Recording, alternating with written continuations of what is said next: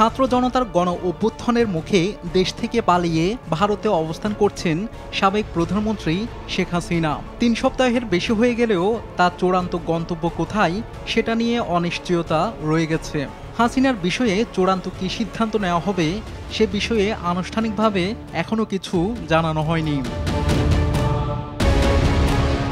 এর মধ্যে গত সপ্তাহে বাংলাদেশ সরকার শেখ হাসিনার ডিপ্লোম্যাটিক পাসপোর্ট প্রত্যাহার করে নেওয়ায় ভারতে এখন তার অবস্থানের বৈধ ভিত্তি কী সে বিষয়েও প্রশ্ন উঠেছে।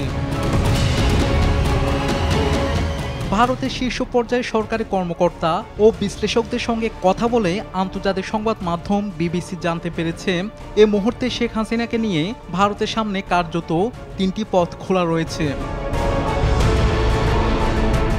প্রথমত, ভারত এখনও আশা করছে শেখ হাসিনার ক্ষেত্রে সবচেয়ে ভালো হবে তৃতীয় কোনো বন্ধু দেশে গিয়ে থাকা, কিন্তু সেটা যদি কোনো কারণে সম্ভব না হয় তাহলে সবচেয়ে খারাপটার জন্য শেখ হাসিনাকে অপেক্ষা করতে হবে, লম্বা সময়ের জন্য ভারতে থাকতে হবে তাকে।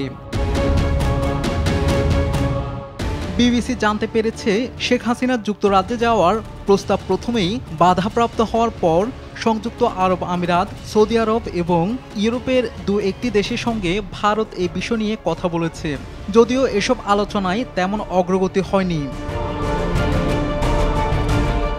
দ্বিতীয়ত, শেখ হাসিনাকে রাজনৈতিক আশ্রয় দিয়ে রেখে দিতে ভারত যে দ্বিধা করবে না সেই ইঙ্গিতও পাওয়া যাচ্ছে দিল্লিতে।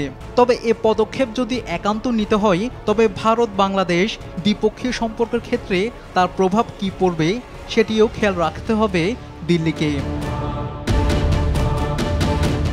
ভারতীয় অনেক বিশ্লেষক মনে করেন শেখ হাসিনাকে ভারত যদি আশ্রয় দেয় তাহলে বাংলাদেশের নতুন সরকারের সঙ্গে সম্পর্ক গড়ে তোলার ক্ষেত্রে অন্তরায় হয়ে উঠবে, পাশাপাশি বাংলাদেশে ভারত বিদ্বেষী সেন্টিমেন্ট আরও উস্কে দেবে। এ সমস্যার কথা ভারতও খুব ভালোভাবে জানে। তারপরও প্রথম অপশন যদি কাজ না করে তাহলে এই দ্বিতীয় অপশনটার দিকে তাদের বাধ্য হয়েই ঝুঁকতে হবে, কারণ দীর্ঘদিনের বন্ধু শেখ হাসিনার বিপদে পাশে না দাঁড়ানো তাদের পক্ষে সম্ভব নয়। সবশেষ ভারত সরকারের শীর্ষ নীতি নির্ধারকদের পর্যায়ের একটি প্রভাবশালী মহল মনে করে শেখ হাসিনার প্রয়োজন ফুরিয়ে যায়নি, সে আবারও দেশে ফিরে যেতে পারে।